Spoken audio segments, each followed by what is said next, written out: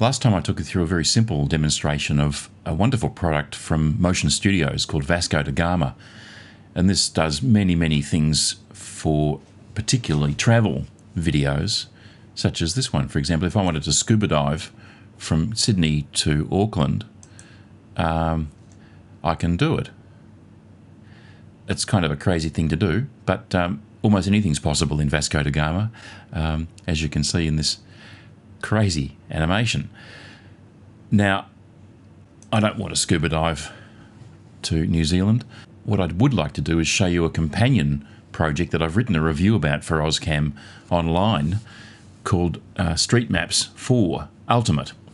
And that's a companion product to Vasco da Gama in the sense that all the maps contained within StreetMaps can be incorporated into the Vasco da Gama scenery, so that you have not just the scenery as you see it here with the satellite view, but you actually have all the detailed street and supporting information as well. So let's just close down Vasco da Gama.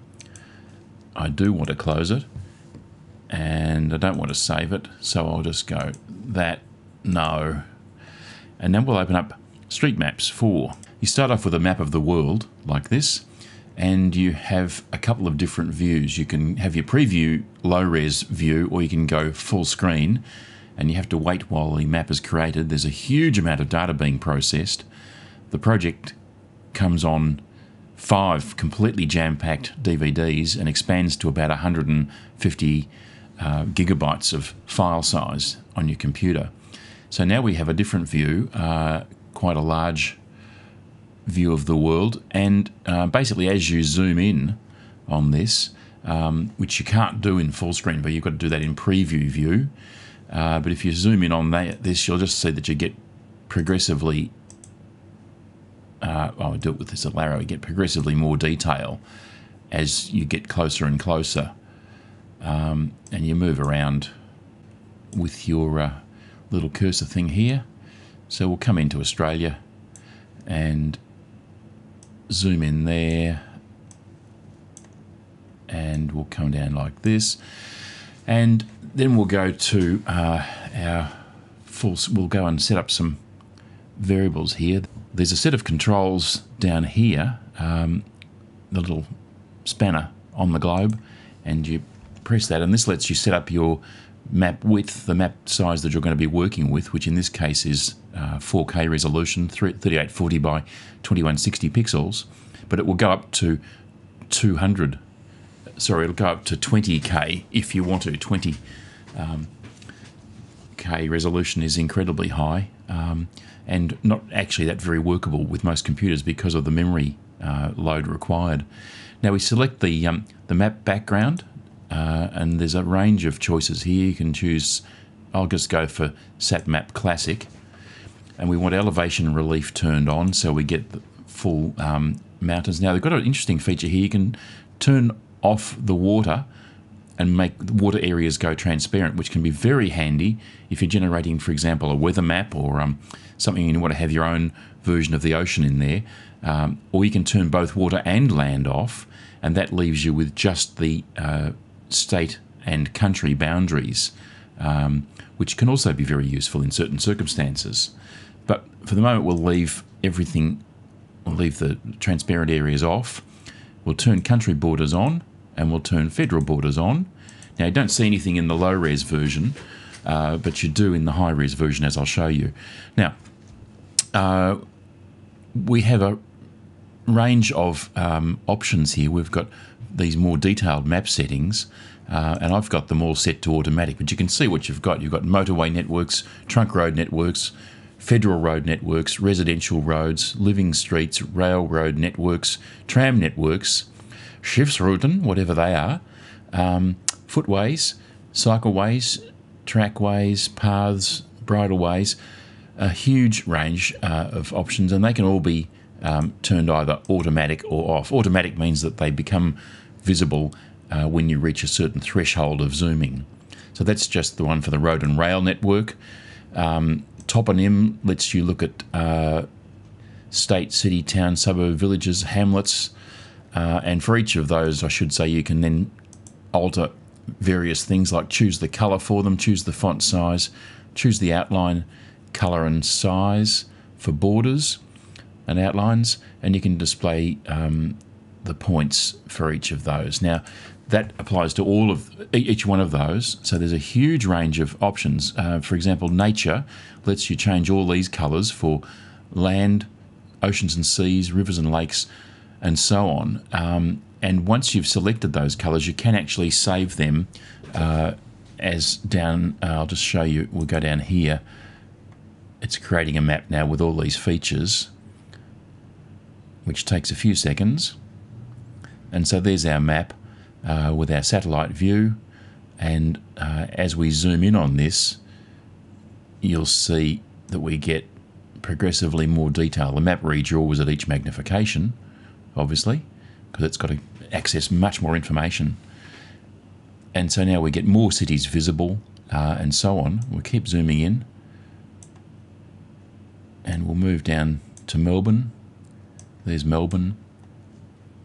And we'll keep zooming in. This is fun. And so suddenly we start seeing arterial roads and lots more cities. We'll go a bit further. And we start to see the smaller roads appearing now. And then we can go further still. We're now at 165 magnification. Much more detail now appearing. And we'll go right down to the smaller roads. And even further. And now we start to see buildings like the MCG, the rivers are visible, and all of the rail lines, tram lines are all visible. Now we're really at quite a high resolution, but we can go even further. And now you start to see all the little roads around various building structures. We can go into the centre of the city and see, look, there's the MCG. So we'll go in a bit closer on that and see how close we can go. And yeah, look, it's an incredible amount of detail. We'll go to the city itself, the CBD. And there it is. Now we're looking here, we can see we've got all manner of things. I'll go even further if I can. Yeah, I can go even further. And so you can see all sorts of detail. You'll actually have things like parking bays, shopping centres, all labelled and depicted here. So there's a really good map. Now the thing about it is, once you've chosen your map, you can go down to the bottom here and go load a colour scheme. So we'll go load a colour scheme. Loading the new presets causes a loss of the current presets. Do you want to continue? Yes, I do. So we'll choose a different set of colour schemes. There's blue, grey, by night, candy, country maps, default, fancy, fresh green, fresh orange, and so on. All these ones are preset. And of course, once you make up your own set of colours, if you do choose to do that, you can save them and add them as one of the .prs or preset files. And so they're available for use next time, which is really handy, of course. Let's go for maritime. No, let's go for fresh yellow. See what that does. There we go. I'll go back out a bit and we'll see what it looks like on a lower res view. So there we go. Oh, we've got a fresh yellow look. Now all the terrain detail's gone here now. We've lost all of our satellite imagery. So I want to go back and re-add that. I'm going to go back in there and go, we've gone back to monochrome, having chosen one of those ones. I'll go back and choose SatMap Blue Marble. And we'll turn elevation on, country borders on, and okay, off we go. Again, it takes a little while to create the map, but that's okay. This is a reasonably powerful computer which has 16 gigabytes of RAM, and it's a fairly fast graphics card and processor. So there's our view, rather a different view now of with blue marble. And there's Antarctica down here at the bottom, deep ocean troughs, shallow coastal waters around the 200 metre depth limit, the coastal fringe, and a rather attractive view. Now, of course, if you want to do this, you can take the labels off if you want to. The country and city labels can come off. And I'll just show you what happens if I dial up transparent water. We'll reprocess this. And you can see now the in a typical graphics package way, the checkerboard represents transparent areas, and so you can export this now in a number of formats. Let's go up to the export option. Where is that? We've got to go to full screen first. So we'll go to our full screen before we can export. This gives maximum detail.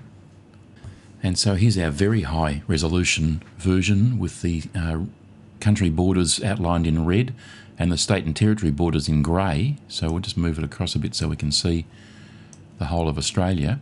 And you've got a very detailed map here. You can see the incredible topography detail is just superbly rendered.